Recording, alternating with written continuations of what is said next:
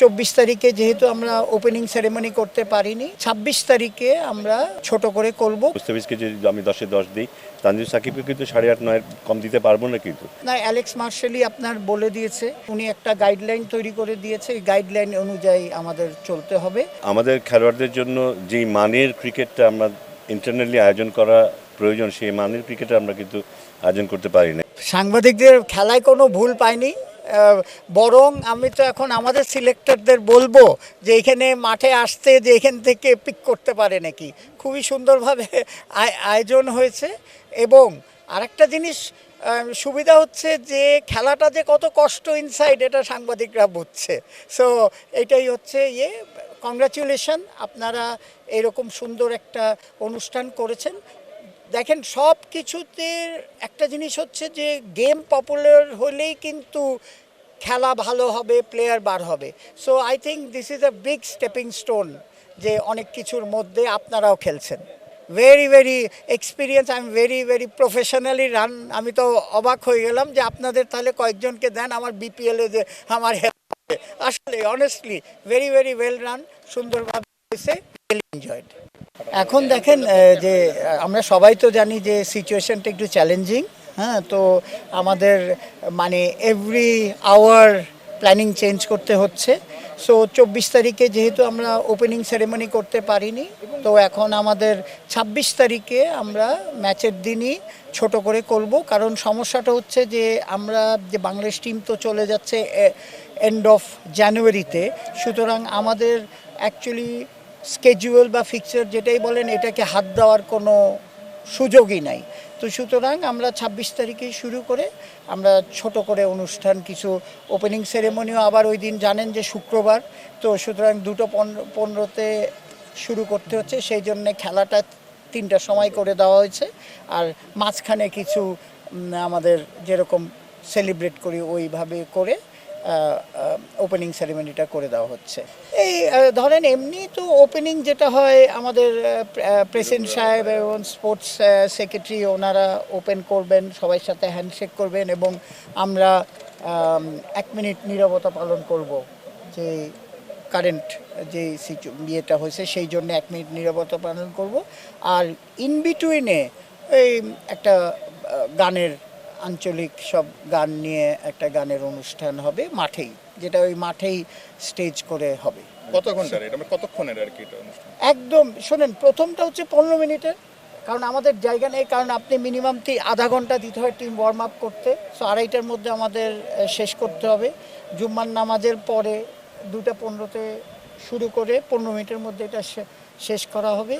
এবং দুই খেলার যে মাঝখানে যে টাইমটা আছে 1 hour 45 মিনিটসের, ওইখানে আমরা এই ছোট, এই যে এটা প্রথম ম্যাচ, এটা ওপেনিং ছোট করে ওপেনিং সেরেমনি করা হচ্ছে। এখন দেখেন এইগুলি আমরা প্রতিদিন হিসাবে নিচ্ছি। হ্যাঁ, তো সুতরাং জানেন সবাই, আপনাদের সহযোগিতায় আমরা তো এটা বিপিএলটা করা হচ্ছে।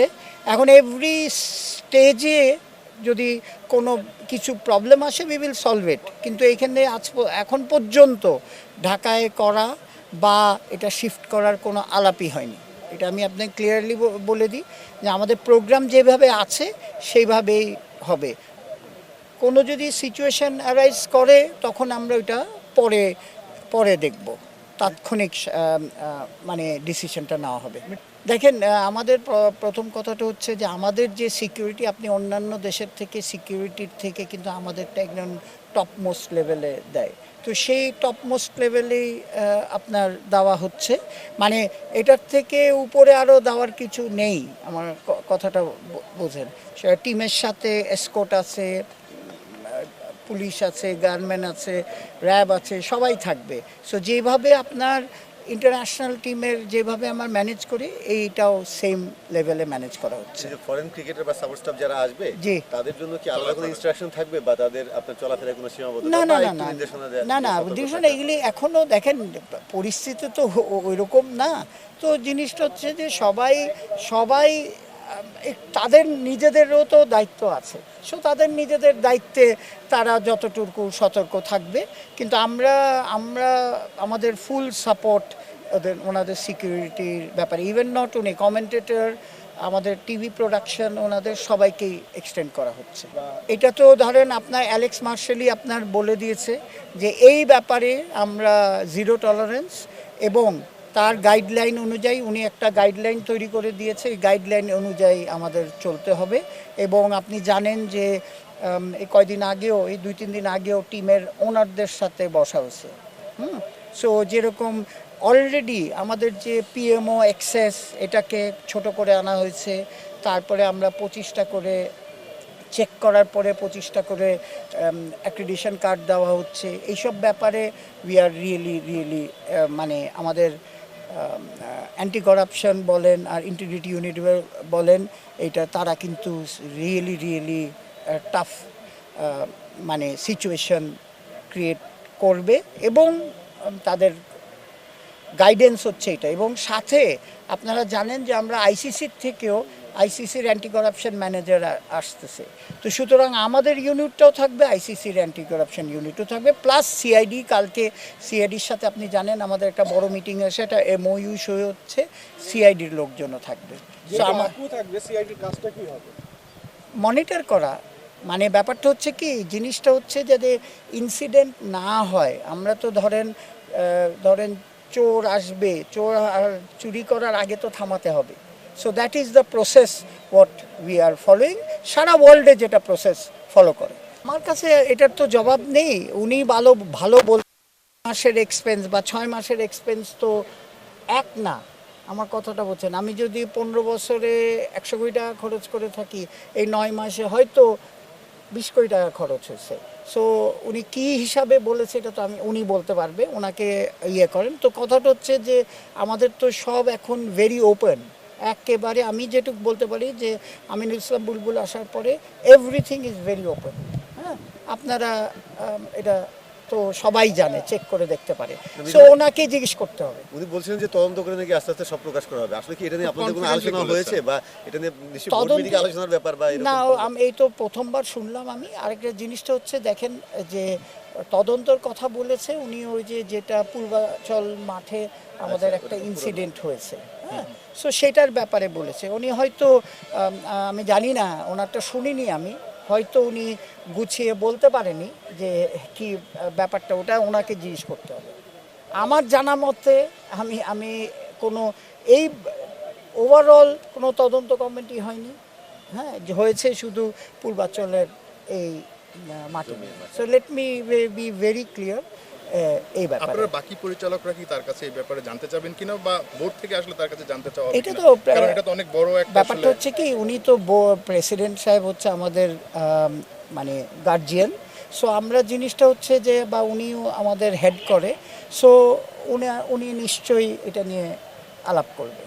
এটা তো প্রত্যেক বছরের একটা আনুষ্ঠানিকতা, এবং প্রত্যেক বছরই খুব উৎসবমুখ পরিবেশে এটা অনুষ্ঠিত হয়। গত বছর আমি এক পাকে ঘুরে গিয়েছিলাম এখানে, এবং দেখেছি, আমার দেখার সুযোগ হয়েছিল যে আমাদের ক্রীড়া সাংবাদিক যারা আছেন তারা সবাই মিলেই এটা এই আয়োজনের সাথে জড়িত হন। তারা তাদের প্রত্যেকের প্রতিষ্ঠান থেকে দল তৈরি করে এখানে আসেন, এবং দারুণ উৎসবমুখের একটা পরিবেশের সৃষ্টি হয়। এবং সবাই আমি এমনও জেনেছি কেউ প্রিপারেশনও নেন এই টুর্নামেন্টে পার্টিসিপেট করার জন্য।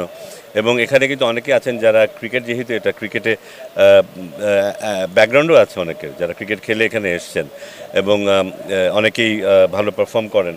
সো এটা একটা দারুণ একটা আয়োজন, এবং এখানে আসতে পারাটাও একটা দারুণ এক্সপিরিয়েন্স। কারণ সবাই একসাথে যখন হয়, সব পরিচিত মুখ যারা ক্রীড়া নিয়ে কাজ করেন এবং বাংলাদেশের বিভিন্ন ধরনের ক্রীড়াকেই এগিয়ে নিয়ে যাওয়ার পেছনে তাদের একটা ভূমিকা আছে। এবং এই কয়টা দিন বোধহয় তারাও একটু রিল্যাক্স করতে পারেন, এবং অন্য সব কাজের ভিড়ে আলাদা করে এখানে নিজেদেরকে ইনভলভ করেন এবং এনজয় করেন।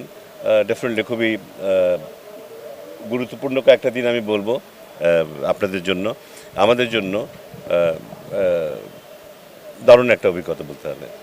না, আমি যদি রাখতে চাই, আমি হয়তো এটাই রাখতে পারি যে এখানে আর কি করলে এটা আরও ভালো হতে পারে, আয়োজনে আমরা আরও কি সাহায্য করতে পারি, এখানে কি করলে এটাকে একটা সত্যিকার অর্থেই কম্পিটিটিভ একটা এনভায়রনমেন্ট তৈরি করা, অ্যাট দ্য সেম টাইম প্রত্যেক বছরে যেহেতু এটা হয়, এটা একটা কার্নিভালের মতো হয় এবং এখানে সবাই পার্টিসিপেট করে। এখানে বোধহয় সবারই আমাদের কিছু কিছু ভূমিকা রাখার সুযোগ আছে, যার মধ্যে দিয়ে এটা আরও সুন্দর করে হতে পারে, আরও বড় করে হতে পারে এবং সেদিকেই আমি বোধহয় দৃষ্টি দেবো।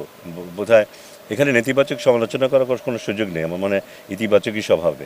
না, এটা খুব গুরুত্বপূর্ণ, ভালো লাগার ব্যাপার তো আছে, কিন্তু খুব গুরুত্বপূর্ণ এই জন্য যে খুব দুঃখজনক হলেও আমরা তো আমাদের খেলোয়াড়দের জন্য যেই মানের ক্রিকেটটা আমরা ইন্টারনালি আয়োজন করা প্রয়োজন, সেই মানের ক্রিকেটে আমরা কিন্তু আয়োজন করতে পারি না। এই জন্যই কিন্তু কিছুটা নির্ভরশীলতা বাইরের বড় বড় ফ্র্যাঞ্চাইজি টুর্নামেন্টের উপরে, এবং সেখানে যখন ওরা ভালো করে তখন আমরা বুঝতে পারি যে আমাদেরও খেলোয়াড় আছে যারা সত্যিকার অর্থেই আন্তর্জাতিক মানের। এখন মুস্তাফিজ যদি ভালো করে তখন কিন্তু আমরা এটা বুঝতে পারি যে মুস্তাফিজের সাথে আর যার বোলাররা আছে বাংলাদেশ জাতীয় দলের খেলে, তারা কিন্তু মুস্তাফিজ থেকে খুব বেশি পিছিয়ে নেই। আমি যদি তানজিম সাকিবের কথা বলি, মুস্তাফিজকে যদি আমি 10-এ 10 দিই, তানজিম সাকিবকে কিন্তু 8.5-9 কম দিতে পারবো না। কিন্তু তখন আমি তুলনা করতে পারি যে শুধু মুস্তাফিজে না, প্রকৃত অর্থে আমাদের হাতে কিন্তু আরও 4-5 জন বোলার আছে যারা প্রায় সমমানের।